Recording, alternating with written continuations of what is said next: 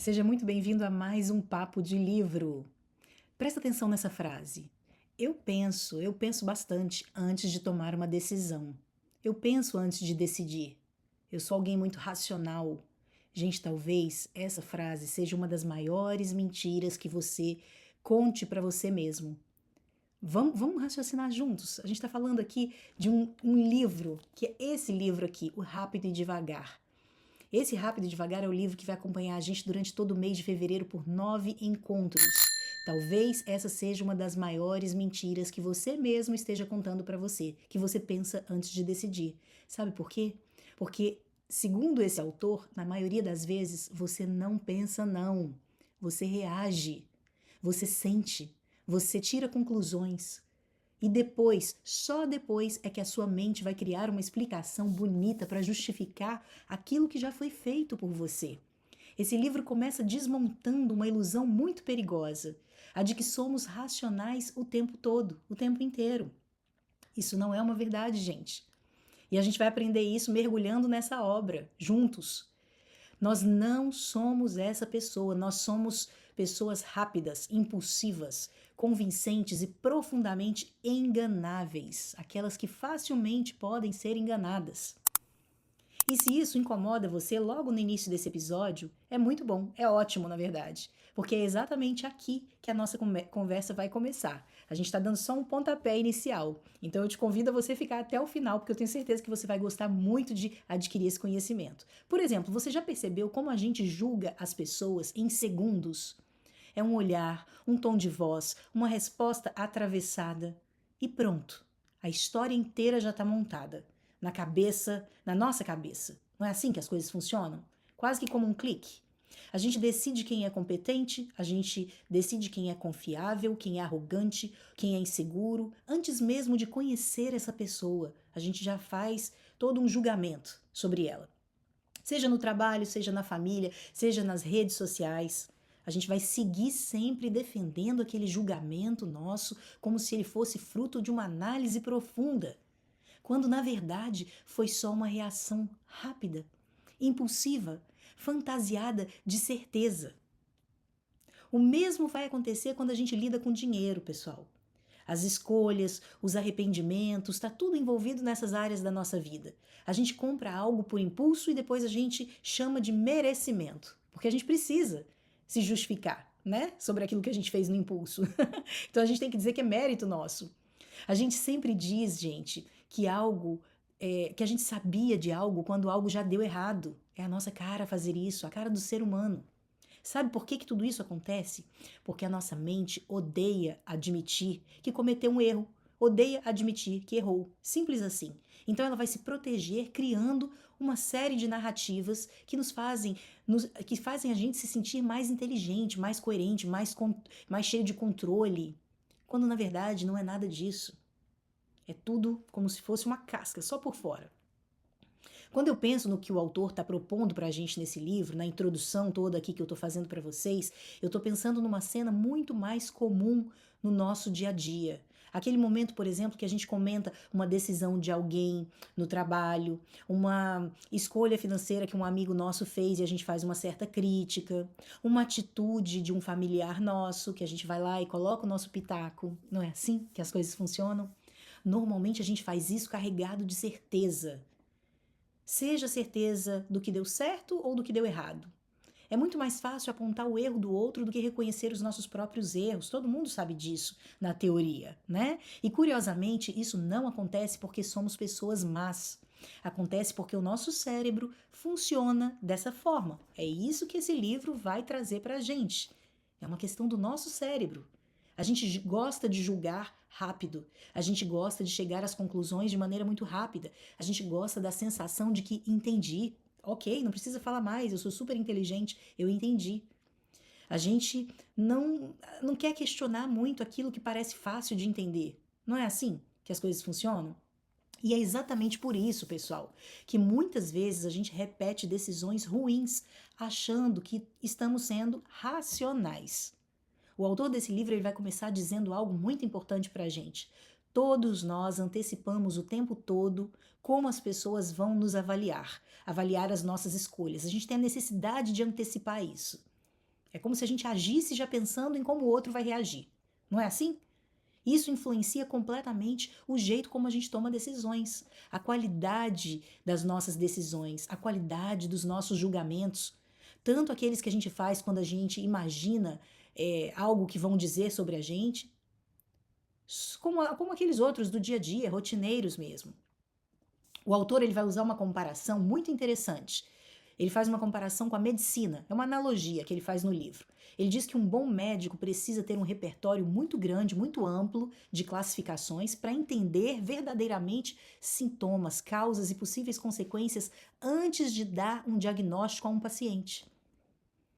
E pensar bem, gente, funciona da mesma forma, de forma parecida.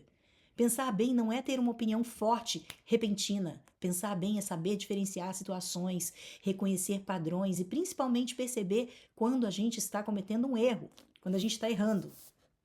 Só aí que vai entrar um ponto-chave do nosso livro. Errar não significa ser burro. Errar faz parte da forma como a mente humana funciona. Essa frase é forte, mas precisa ser dita. Não é porque parece ser burro, não é sobre isso. É sobre como a mente funciona, é simples assim.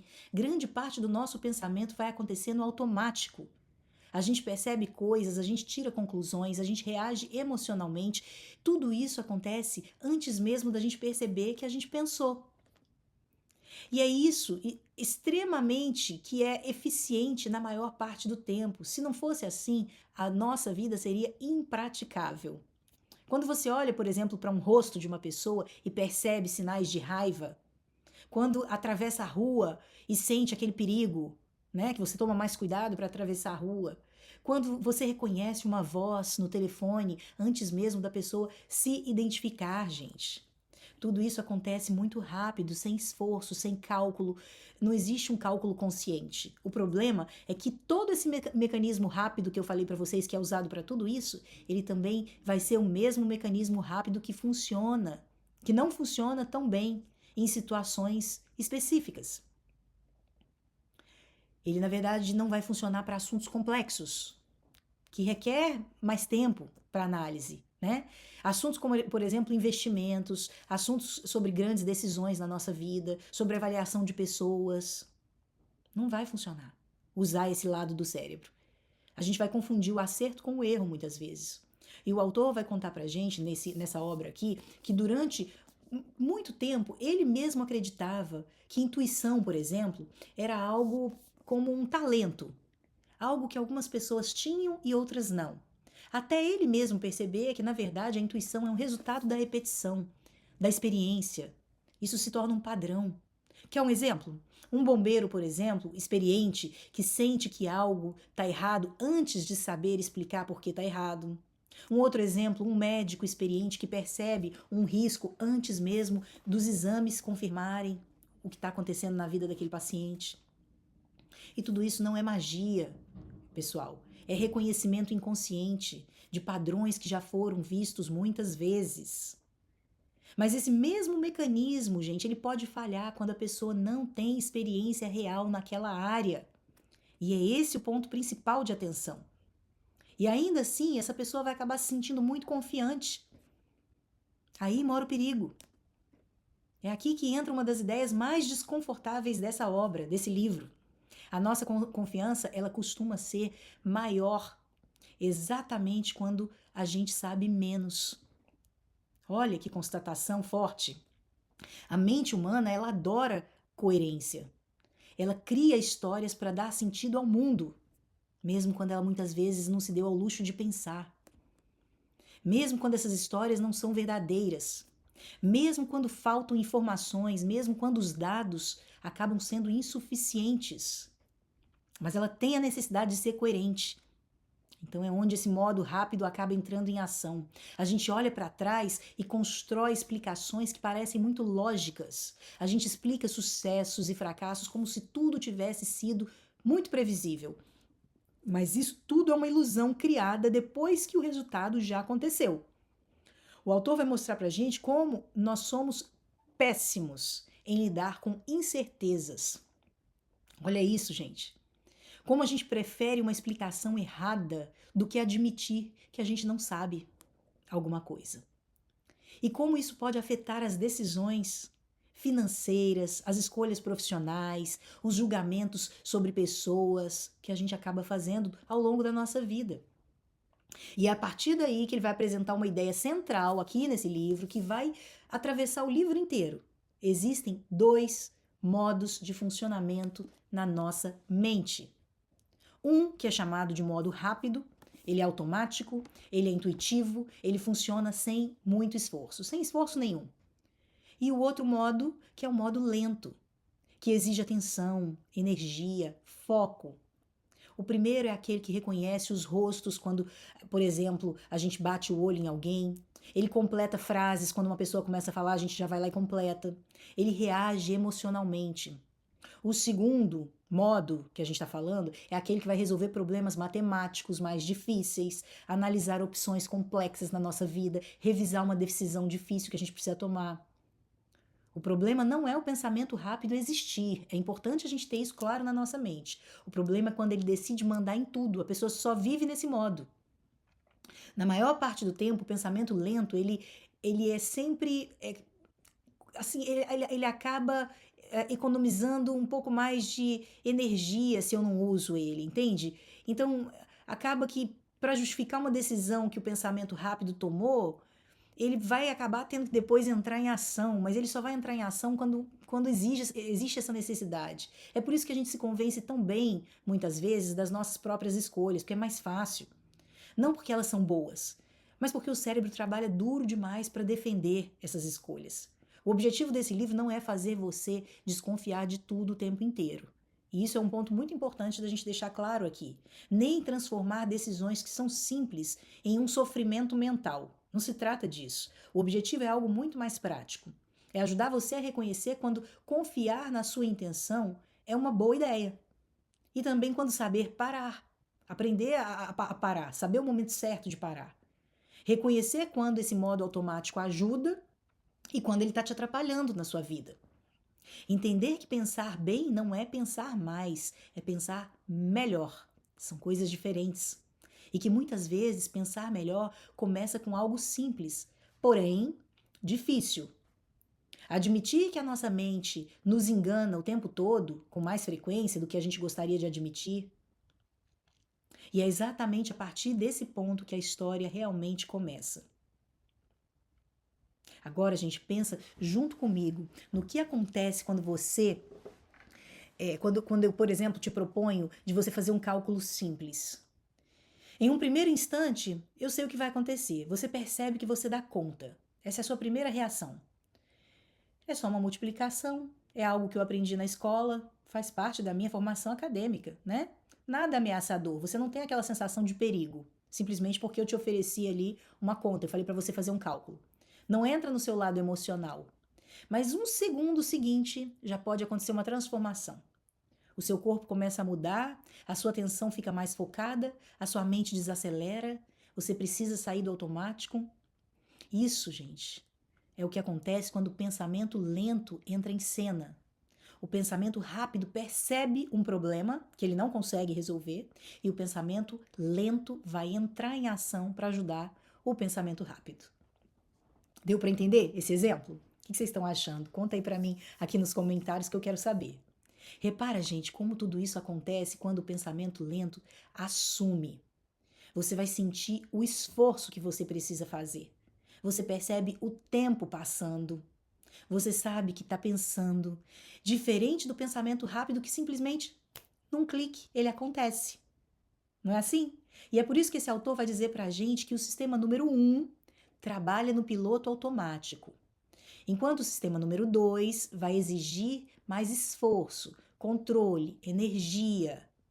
Consegue diferenciar já um do outro? Já deu para a gente compreender aqui o quanto interessante vai ser essa leitura? Um, gente, é mais rápido, mais intuitivo, mais associativo, o outro é mais lento, mais lógico. O sistema número 1, ele reconhece rostos, ele completa frases, ele identifica perigos na sua vida, ele vai perceber emoções, ele detecta que algo está errado, antes mesmo de você saber explicar o motivo. Ele funciona o tempo inteiro, sem pedir permissão, 24/7. O sistema número 2, ele já entra em ação quando algo vai exigir a sua maior atenção. Quando você precisa fazer um cálculo, fazer uma comparação mais complexa, decidir algo com mais cuidado, resistir a um impulso, manter o foco. Mesmo que diante de várias distrações, você precisa às vezes manter aquele foco, então o número 2 tem que ser acionado. O problema é que muitas vezes o sistema número 2 ele é preguiçoso, pessoal. Ele prefere sempre economizar energias. Sempre que ele pode, ele deixa o sistema número 1 assumir completamente o comando. E isso explica muita coisa do nosso comportamento diário. Ele explica por que a gente julga as pessoas tão rápido, por exemplo, né? Por que a gente confia demais nas primeiras impressões que a gente tem? Basta a pessoa abrir um primeiro sorriso que a gente vai lá e ó, já fala para todo mundo que é uma ótima pessoa. Por que a gente cria histórias tão coerentes para decisões que na verdade foram intuitivas, na verdade? Por que a gente defende escolhas mesmo quando elas não se sustentam? Por que isso acontece?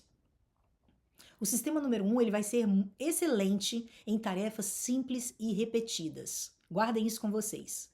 Ele aprende padrões, ele se adapta mais fácil, ele se torna especialista com a prática.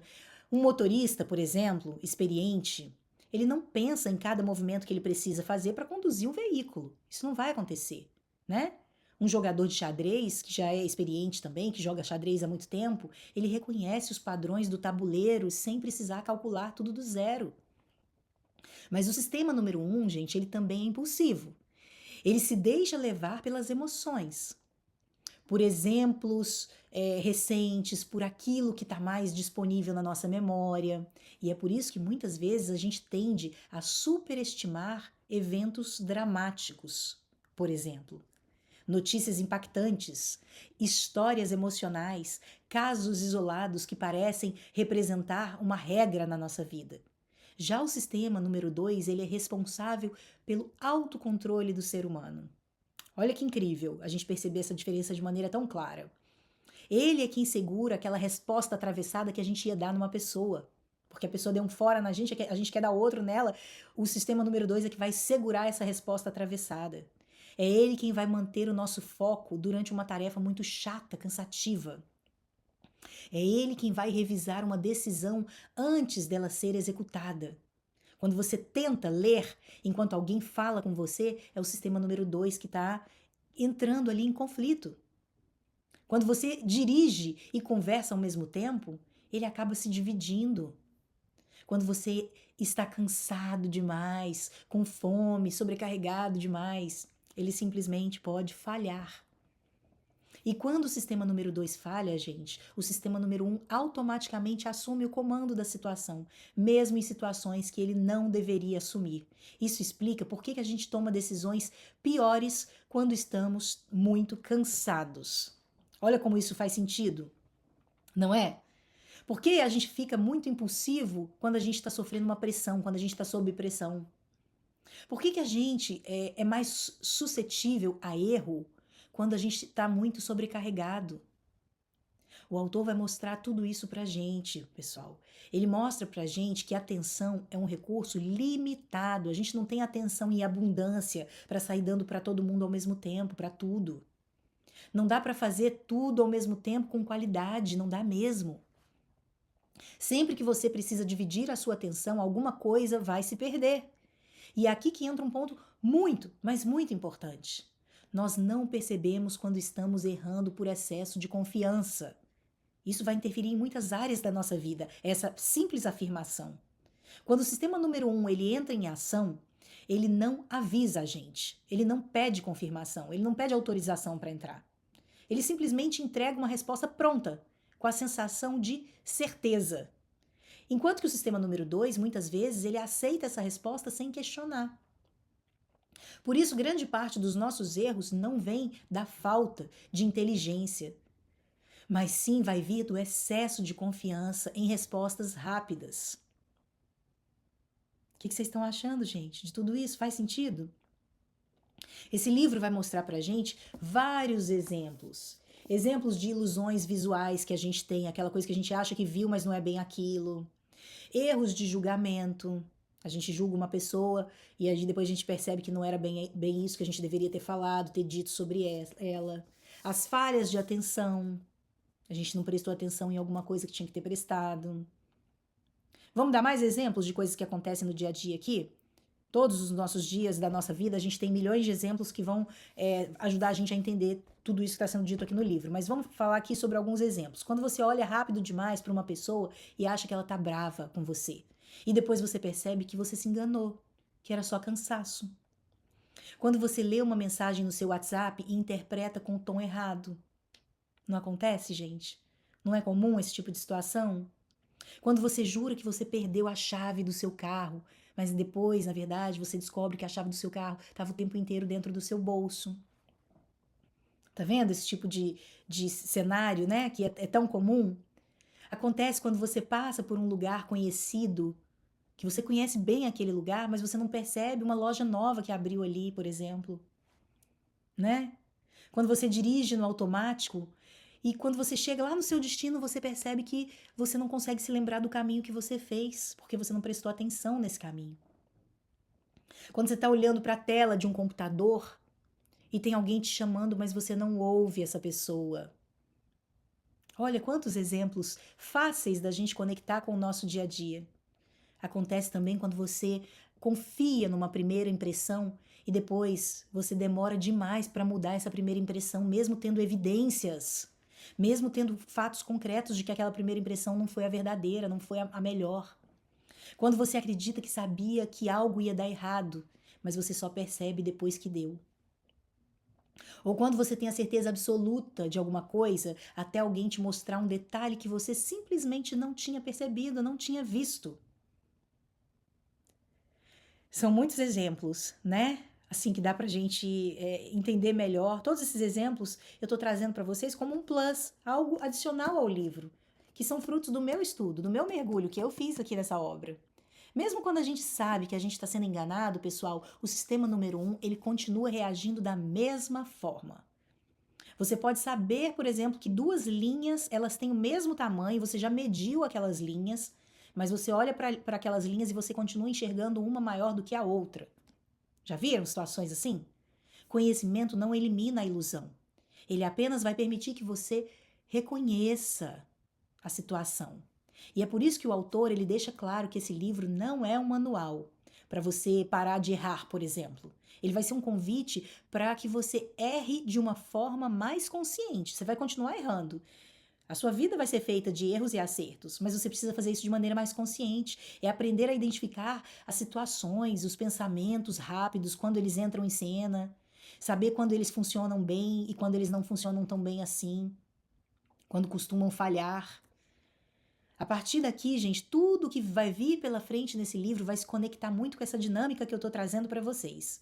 Emoções, escolhas financeiras, julgamentos morais, decisões profissionais, previsões, riscos, tudo passa pelo diálogo ou pelo conflito entre esses dois modos de pensar que todo ser humano tem. Você, eu, todos nós. E quanto mais você entende esses conflitos, mais você começa a perceber algo desconfortável na sua vida.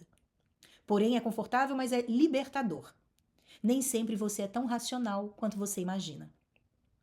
Mas você pode se tornar mais consciente, mesmo não sendo tão racional assim. E isso por si só já vai mudar muita coisa na sua vida. Depois de tudo isso que eu falei, gente, talvez a maior provocação desse livro não seja sobre como a gente pensa, mas sobre quanto deixamos de pensar. Sobre o quanto a gente tem deixado de pensar.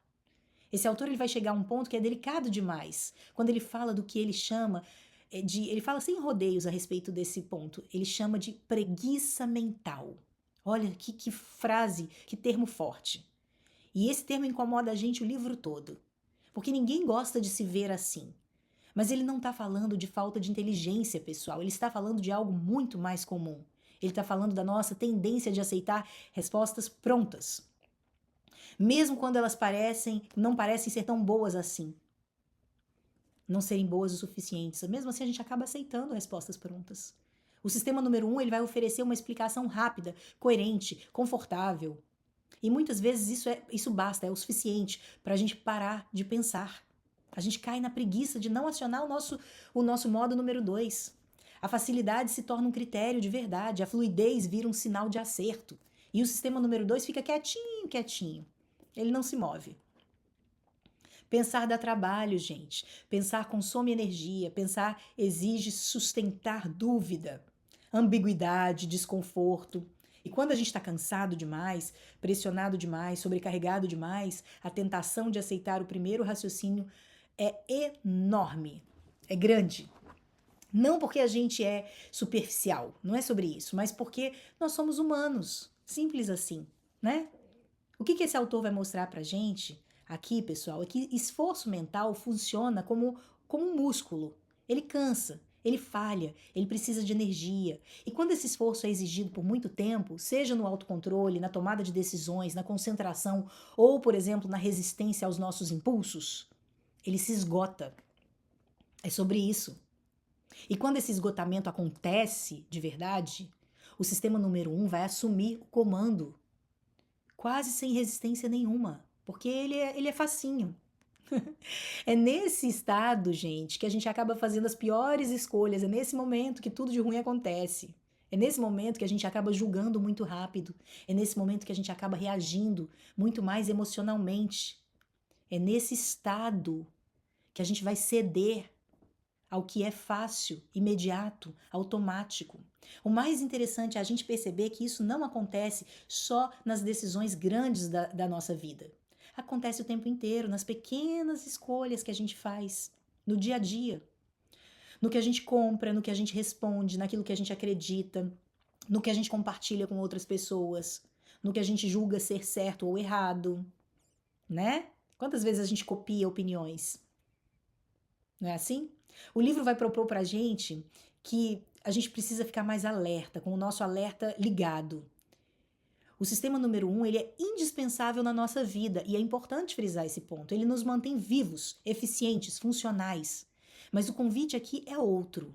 É aprender a reconhecer quando desacelerar. Não é desligar o sistema número 1. Não é sobre isso. Reconhecer, por exemplo, quando uma resposta veio fácil demais.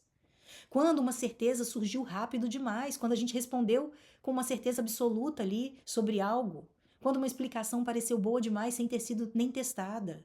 É entender que pensar melhor não significa pensar o tempo inteiro, significa escolher os momentos certos para ativar o pensamento lento, que é o número 2, gente. A gente vai contar com ele quando a gente precisa.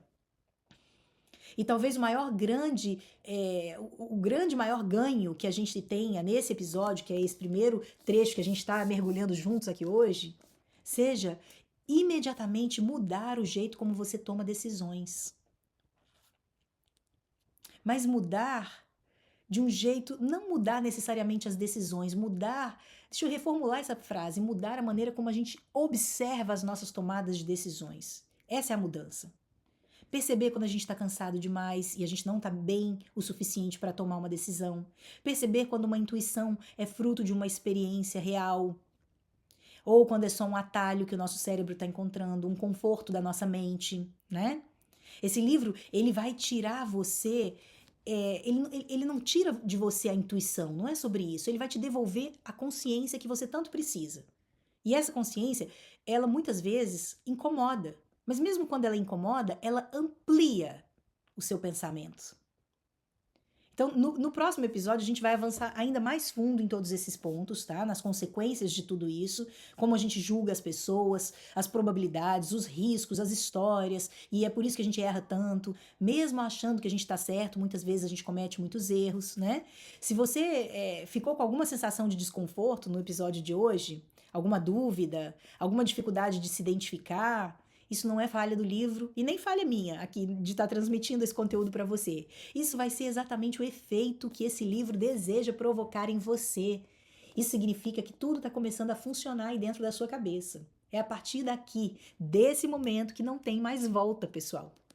É um caminho sem volta. Nós estamos só no primeiro episódio de 9 que vocês vão me acompanhar ao longo do mês de fevereiro do ano de 2026. Agora, se você quiser assistir os episódios gravados, tudo bem também, eles ficam gravados aqui para você assistir depois. A gente vai estar transmitindo sempre às terças e quintas-feiras, para quem quer acompanhar ali, ó, juntinho, no tempo real, às terças e quintas-feiras, no horário de 20 horas, horário de Brasília, 6 horas da tarde no horário da Flórida.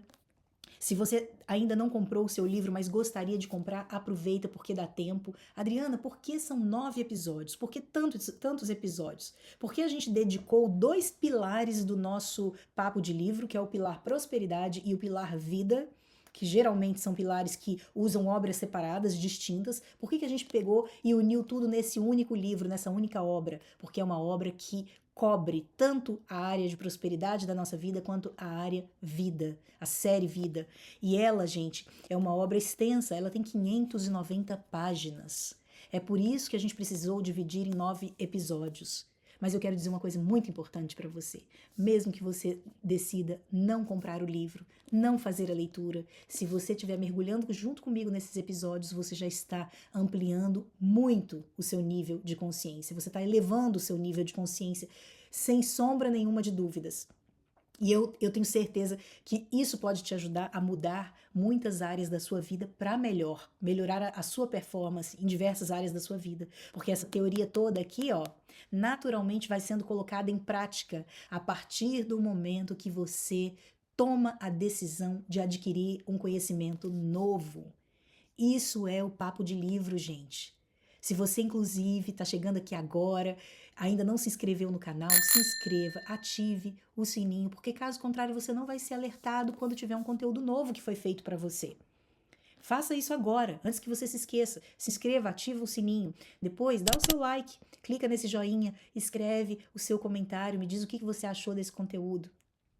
E por último, gente, indica para alguém que você acha que vai gostar de tudo isso também, porque nós estamos aqui falando de conhecimento gratuito, tá bom? Então eu espero você na semana que vem, na próxima terça-feira, a gente vai estar mergulhando no segundo episódio desse livro aqui. Nós também estamos iniciando a obra O Cérebro da Criança, no próximo domingo, às 11 horas da manhã, horário de Brasília, 9 horas da manhã, horário da Flórida. Um livro incrível, traduzido em mais de 40 idiomas, um best-seller. É um livro que ajuda pais, educadores a entenderem melhor como funciona o cérebro das crianças, dos seus filhos, adolescentes.